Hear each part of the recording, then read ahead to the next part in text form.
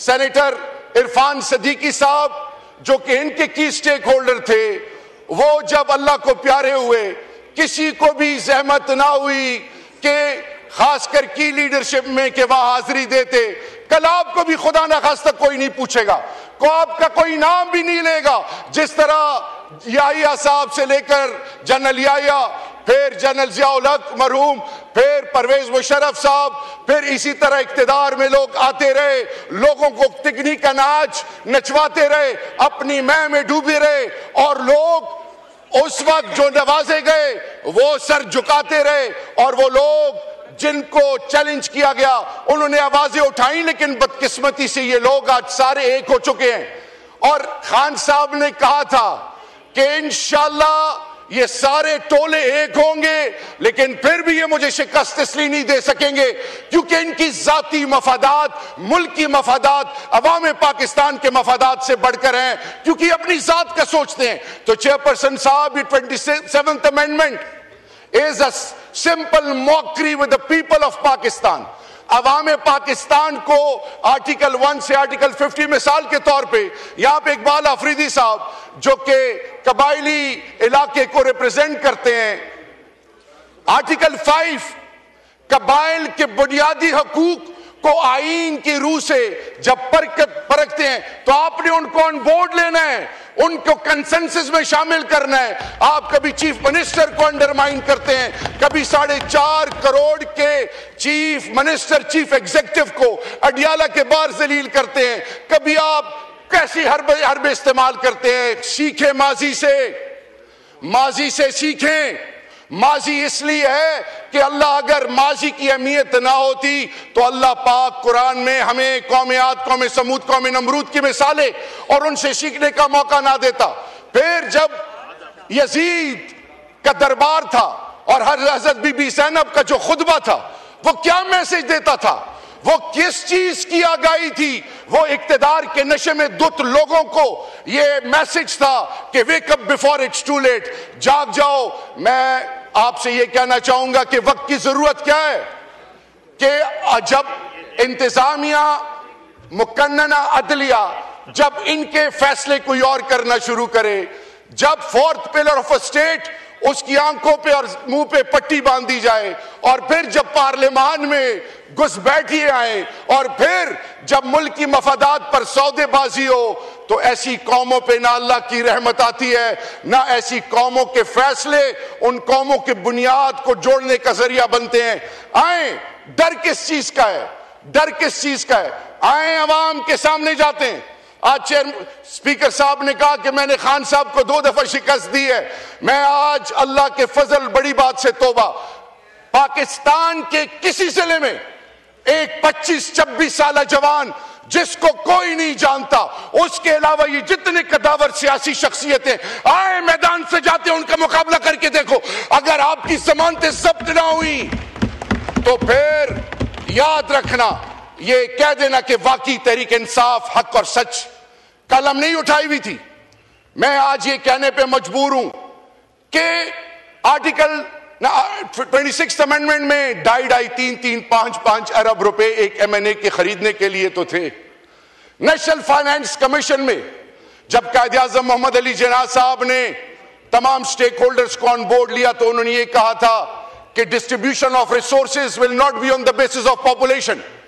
आज क्या वजह है कि बलोचिस्तान का जवान मायूस है? आज क्या वजह है कि खैबर पख्तूनख्वा कबाइल के, पंजाब के, south, east, north, west, central Punjab का यूथ डिस्ट्रैक्टेड है? सिंध का बुरा हाल है, आज गिलगित बल्तिस्तान, आजाद कश्मीर। वो कौन सी ऐसी वजह है? क्या हम साथ नहीं चल सकते? क्या हम सर नहीं जोड़ सकते? क्या हम सबको एक साथ नहीं मिला सकते? 2 वॉर फ्रंट अप नहीं लड़ सकते? ईस्टर्न वेस्टर्न आपका दुश्मन, जो अजली दुश्मन है हिंदुस्तान, अफगानिस्तान से बैठ के आपको डिस्टेबलाइज कर रहा है। आप जिरगा जो ब्रिजिंग रोल प्ले करते हैं उसको एंगेज क्यों नहीं करते? आप कंसेंसस के लिए, आपके ये तालिबान आपके ब्लू आइड थे, आज क्या वजह है? आप कैपेसिटी बिल्डिंग क्यों नहीं करते उन इंस्टीट्यूशंस की जो फोर फ्रंट पे? खासादार, पुलिस, लेवी, ये वो जवान जो अपनी जानों के नजराने पेश कर रहे हैं। चेयरपर्सन साहब, इंटरेस्ट नहीं है, दर्द नहीं है, तकलीफ नहीं है। और आपने कहा कि प्राइम मिनिस्टर साहब ने खड़े होकर कहा कि जी डायलॉग होना चाहिए।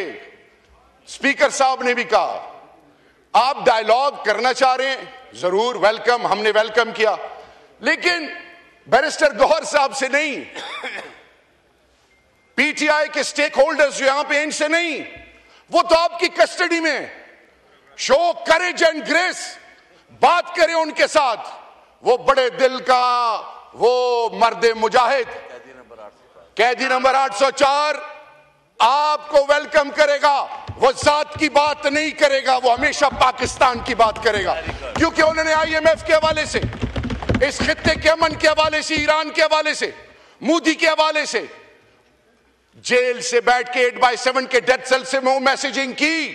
और फिर आपने देखा कि 10 मई से पहले जिनको डिजिटल दहशतगर्द कहा जाता था, फर्स्ट लाइन कह रहे हैं कि आज लोया जर गए पेशावर में।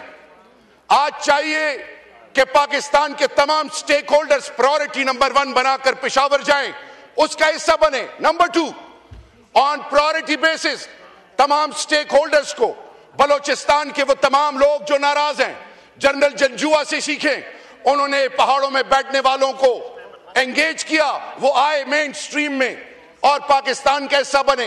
वो आप बातचीत तो करें, आप कब तक डराएंगे, कब तक रोकने की कोशिश करेंगे, कब तक कहेंगे कि मैं डरा के इसको खत्म कर दूंगा।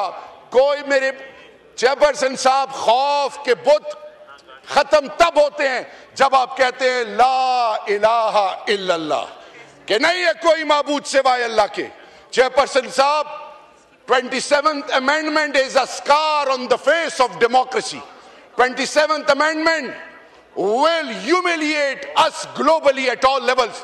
ये जो हकूकुल अल्लाह और हकूकुल इबाद का कॉन्सेप्ट है, खुदा न खास्ता आपने उसको चैलेंज नहीं किया। जब अल्लाह कहता है कि तुम हकूकुल अल्लाह में कोई खुदाई करो तो मैं रहम राहिमीन हूं, माफ कर दूंगा। हकूकुल इबाद में जब तक वो शख्स, आप इस्तिस्ना देने वाले कौन है? खुलफाए राशिदीन, असहाबाए कराम, अंबियाए कराम तो मासूमीन थे। जब खुलफाए राशिदीन, असहाबाए कराम कानून से बालतर नहीं, जब आले बैत कानून से बालतर नहीं, आप कैसे समझ सकते हैं? मेरे कानों से एक जुमला गुजरा कि ता हयात से लेकर आबे हयात, ये आबे हयात भी आप एक्सपेक्ट करेंगे, आबे हयात नहीं है।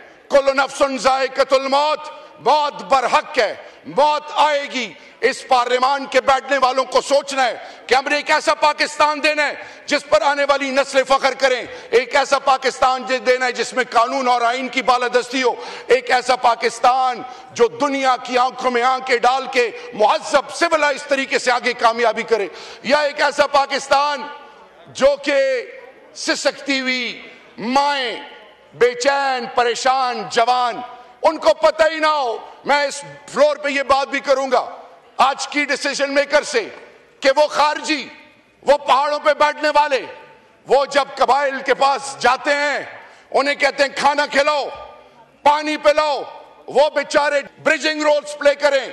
इस कौम को जरूरत है 2 चीजों की, एक अल्लाह के फजल से, अल्लाह की बड़ाई और किबरियाई की, और उनके साथ अल्लाह के महबूब के साथ जो हमारी कमिटमेंट है, और दूसरी इस मुल्क को, इस मुल्क के मसाइल का हल, और इस पार्लियामान को एक शख्स की जरूरत है जिसका नाम है इमरान खान। और पाकिस्तान और इमरान खान और ये पार्लियामान लाजिम व मलजूम है इंशाअल्लाह। और याद रखिए, हम अल्लाह और अल्लाह के रसूल के मानने वाले हैं, हमारा ईमान और यकीन है चेयरपर्सन साहब के जब रास्ते बंद किए जाएं, जब हर तरफ से अंधेरा कर दिया जाए, तो फिर अल्लाह की मदद आती है, अल्लाह की मदद जरूर आएगी इंशाअल्लाह। यह हमारा ईमान और यकीन है। हमने अपनी माओ बहनों बेटियों, अपने इस इंडिया पार्लियामेंटेरियंस, ये शाह महमूद कुरैशी साहब से लेकर यास्मीन राशिद साहिबा और वो तमाम असीरान, वो तमाम लोग जो लाजवाल कुर्बानियां दे रहे हैं, उमर सरफराज सीमा मेरा भाई, वो सब जो इस आजमाइश में इस वक्त डटे हुए हैं, खड़े हुए हैं, वो क्यों डटे हुए हैं? उनको तो जाती कोई फायदा नहीं। क्या उनके घर के खराजात किसी खास जगह से जाते हैं? नहीं, वो इसलिए डटे हैं कि वो शख्स जो आईन और कानून की बालादस्ती की बात करता है वो सच्चा और खरा है। वो जात की बात नहीं करता, वो अपनी बात नहीं करता, अपनी बीवी, अपने बच्चों, अपने वफादात, आखिरी कंक्लूडिंग मिनट, अपनी जात की बात नहीं करता। वो पाकिस्तान की और पाकिस्तान की आने वाली नस्लों की बात करता है।